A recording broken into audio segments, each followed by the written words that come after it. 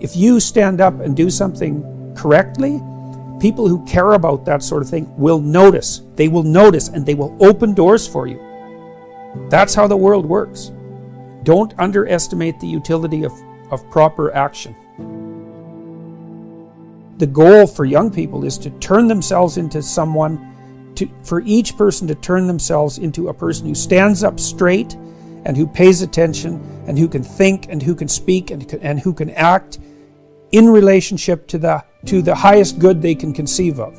And that, I believe that that's a way of being that's noble enough so that if it's enacted, it also takes the sting out of the tragedy of life. There's something noble about bearing up under a heavy load. And human beings have a heavy load, there's no doubt about it. Now the question is, can you build yourself up into something that's strong enough to lift that without complaint and without corruption? Well, that's a noble goal. That's what young people should be doing. They should have a conception of who they could be. And that conception should be something like, if I could be like that, everything would be worthwhile. That's what you want to aim at, because you want to make everything worthwhile. And so do it. Money has done as much for you as it can do by the time you can pay your bills. It's like, well, define wealth. All right, that's easy. Heat in the winter. Air conditioning in the summer. Running water, right? Reliable shelter. And the provision of high quality food.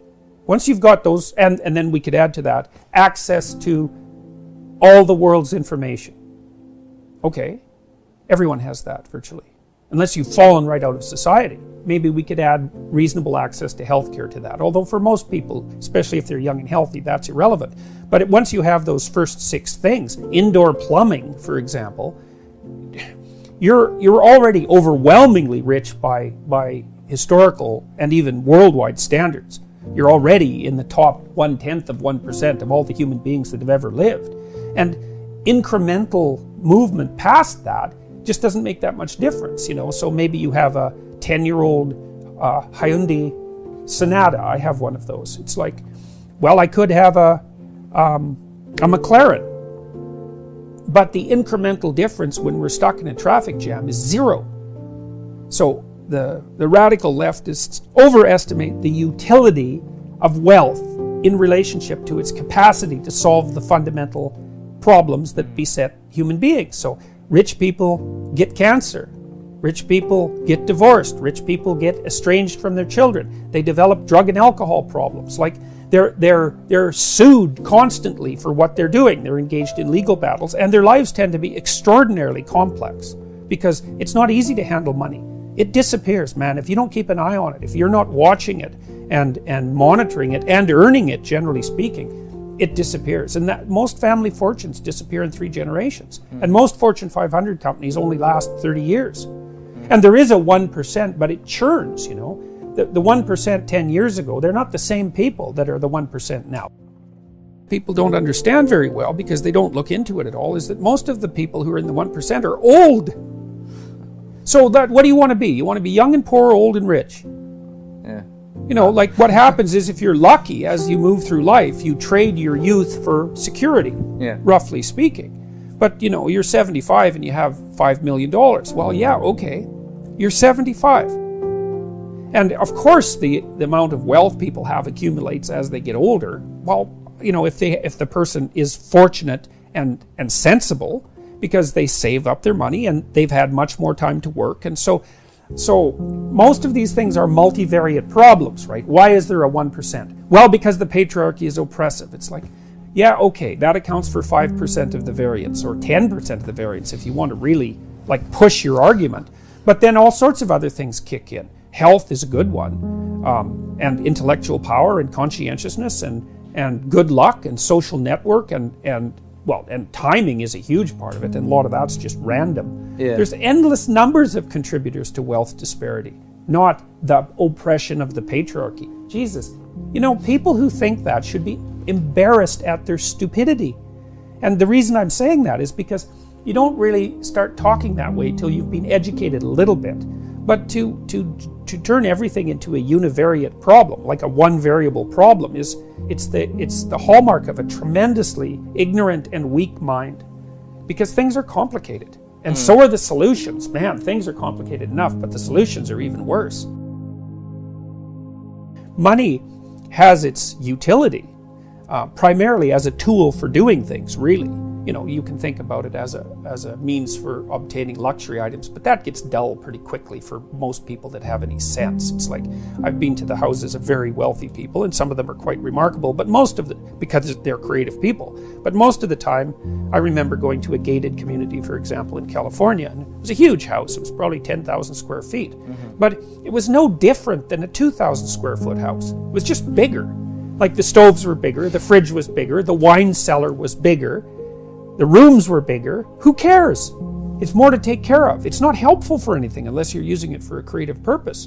And you know, they also lived in a gated community, and you can hardly imagine anything duller than that. You know, like, there's nothing there. There's no bars, there's no nightlife, there's no nightclubs, there's no corner stores, there's no churches, there's nowhere for people to hang out. There's not even any sidewalks. So who cares?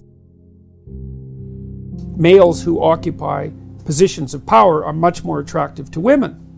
So there's a famous Canadian psychologist, team of Canadian psychologists, Margot Wilson and Martin Daly, who worked out at Hamilton, at McMaster. Canada's most outstanding evolutionary psychologists did a study at one point showing that, first of all, they established the relationship between inequality and male aggression. The correlation's like 0.8. It's off the charts, man. It's like, it's one of the, maybe it might be the most powerful relationship between two hypothetically independent variables that psychologists or social scientists have ever discovered. It's off the charts. So inequality fosters male-on-male violence, and it's because of competition for scarce resources, and it's driven by sexual selection pressures, roughly speaking. Yes. One of the things that Daly and Wilson did, and I believe this was in Chicago as well, they did an ethnological, anthropological study of the consequence of interracial murder in the gang setting in Chicago. So basically what would happen is two gangs were vying for territorial dominance, let's say, and there was some kind of violent exchange. So let's call it a fight. Well, the thing is, if you're in one gang and I'm in another, and we engage in a violent altercation, one of us perhaps might die, but who's going to die is a toss-up, right? So that means that I can plead self-defense if I'm involved in that altercation. Well, and so generally what happened was that the plea was self-defense. The charge was plea bargained down to involuntary manslaughter or to manslaughter. The person was thrown in jail or sentenced for perhaps 3 years and served something like 18 months. And then when they re-entered the fray, when they were back out on the streets, their credibility had increased substantially, and so had their probability of success. So the left's concern with inequality is a justifiable concern. The problem is we don't know what to do with it. We don't know what to do about it. It's very difficult to shovel money and other resources, because it isn't only money that this sort of process applies to. It's very difficult to shovel resources from the pile at the top down to the many at the bottom who are hovering around zero. Yeah.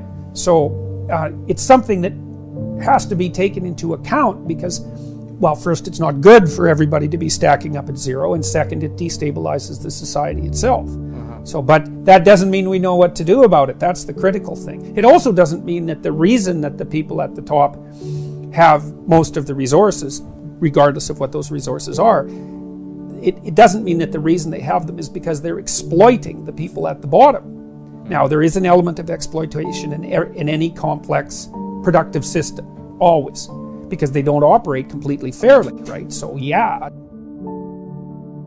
suffering is built into the fabric of human existence. And so you are vulnerable and you will die. And you can, that's harsh, that's tragic, I would say. And tragedy is built into being. And so to the degree that you partake in that tragedy, you could consider yourself, although I think it's the wrong way of conceptualizing it, you could consider yourself as a victim among the universality of victimhood.